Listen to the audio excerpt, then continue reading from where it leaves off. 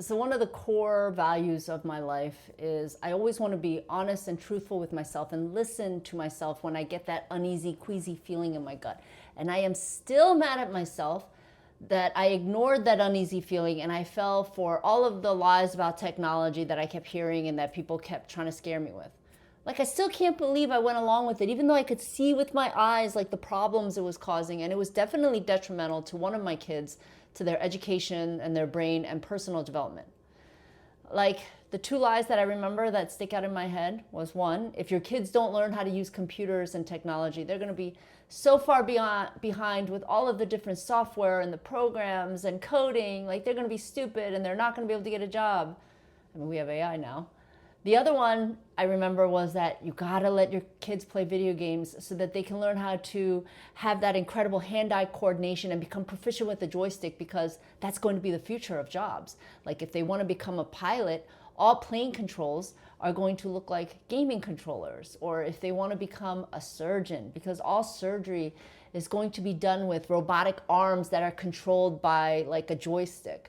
And yes, I know that the military does use game controllers for some drones and some unmanned aircraft.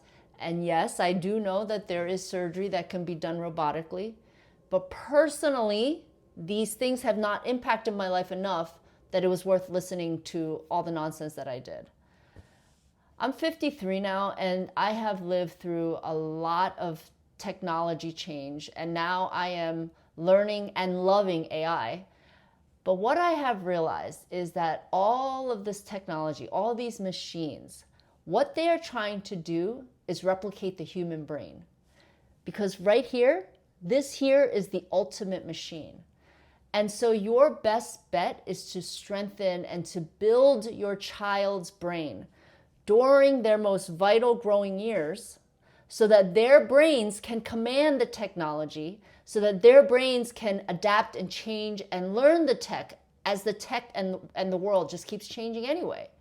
And I'm warning you now, because I cannot stress this enough. If you give your child's younger years over to tech, particularly those first 5 years where there is so much brain development, not only are they never going to get those years back, but you are going to suffer as a parent. You are going to struggle when your adult kid can't or they won't get a job and they refuse to leave your basement. I have read the biographies and I've watched and listened to many interviews and podcasts of those of the tech giants. And so I am not comparing anybody's child to one of them, because those people are geniuses. But it is so incredibly frustrating to me when kids try to tell me that they're going to drop out of school because Mark Zuckerberg did.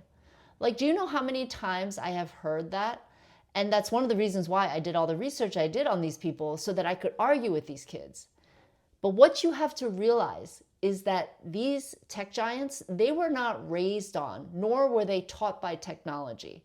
They had very rich childhood educations. They had very hands-on and tactile educations. Some of them had very rough childhoods where they had to figure things out all on their own.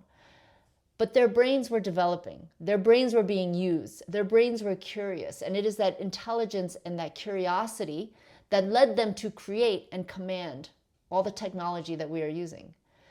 And screens affect kids differently. Some kids can mess with the computer, they can play video games and just enjoy it for what it is, and then leave it and go do something else and not spend a ton of time on it because they have other interests.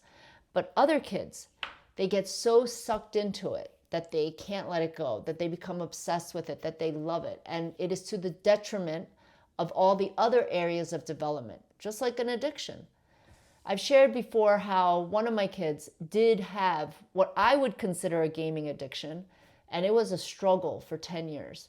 And I remember the time we got our first system, there were certain areas of his educational development, like his academic advancement, that definitely took a downturn. And so the problem with screens when it comes to kids is that the screen time prevents them from spending time on the things that are going to be advantageous and help them when they're adults. When they're young, they have to learn manners. People have grace for children who don't have good manners yet and are learning. But people do not have grace for an adult who does not have manners.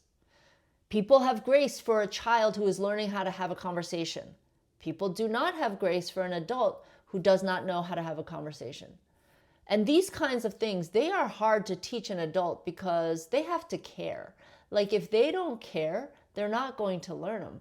Whereas a child, you can tell them that they need to care, that it's important. And so they'll listen to you and you can train them.